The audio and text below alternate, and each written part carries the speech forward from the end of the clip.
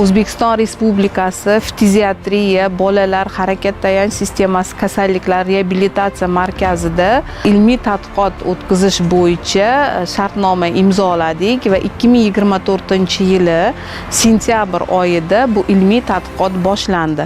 4 yoshdan 14 yoshgacha bo'lgan osteoxondropatiya diagnozi bilan kasallangan bemor bolalarda 25 ta boladan 14 tasida fragmentatsiya davridan noto'liq tiklanish davriga o'tish holati va bitta bolada to'liq tuzalish holatlari aniqlandi.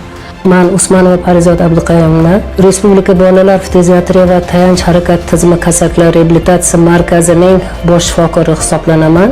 Belivir kompaniyasini koralloviy kalsiysi va koenzim qoni ishlatdik. Osteoxondropatiya kasalligi bilan og'rigan bemorlarimizda bizani davolanish etapimizni 1 yilga qisqartirib berdi. Aslida 2,5 yil, 3 yil, 4 yilgacha davom etadigan kasallik davolanishini 1 yilga qisqartirib berdi. Son boshqasi osteoxondropatiyasi tashxisi bilan davolanayotgan bolalarda shuni tajriba sifatida qo'llab ko'rdik. 3 marta tekshiruv o'tkazildi, rentgenologik tekshiruv o'tkazildi. Bu kasalimiz Tojiboyeva Dilnura 2017-yil tug'ilgan. Bolada birinchi 4 oy oldin chap son boshqasi osteoxondropatiyasi fragmentatsiya tashxisi bo'lgan. Kelgandan keyin unga bizlar koralloviy kalsiy berganmiz. Bu ikkinchi rentgen tekshiruv 5-dekabrda qilingan. Bunda o'sha fragment bosqichidan fragmentni tiklash bosqichiga o'tgan, 2 hissalari so'rilib boshlagan. Uchinchisi bu mana 19-mart kuni 2023-yil rentgen tekshiruvida bu yerda son boshqasi noto'liq tiklanish bosqichiga o'tgan mana. O'sha noto'liq tiklanish bosqichiga o'tgan hissalar so'rilib borgan mana. Bu yerda juda katta hissa bor, bu yerda hissa kichkinalashgan.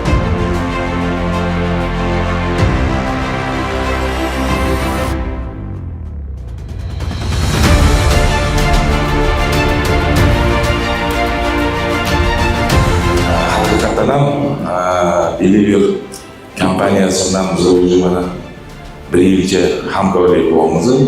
Endi bizning markazimiz kasalliklar reabilitatsiya bilan shug'ullanadi.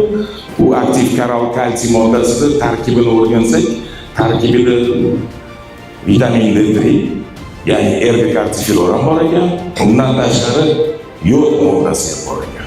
Bu 3 ta modda aktiv koral kalsiy tarkibida borligi uchun 2 ta guruh qildik. 25 ta boladan 2 oy davodan keyin 56%, ya'ni 25 ta boladan 14 tasida fragmentatsiya davridan noto'liq tiklanish davriga kasallik o'tdi.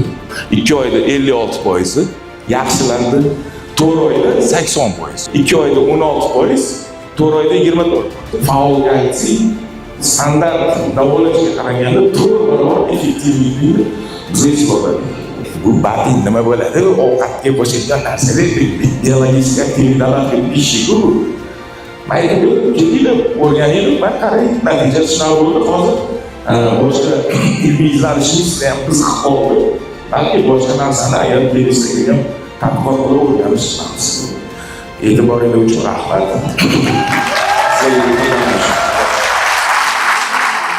Mana shu ilmiy tadqiqotda ishtirok etgan mana shu markaz shifokorlariga va hamshiralariga kompaniyamiz Belivir kompaniyasi tomonidan va shaxsan men o'zimning nomimdan o'z minnatdorchiligimni bildiraman.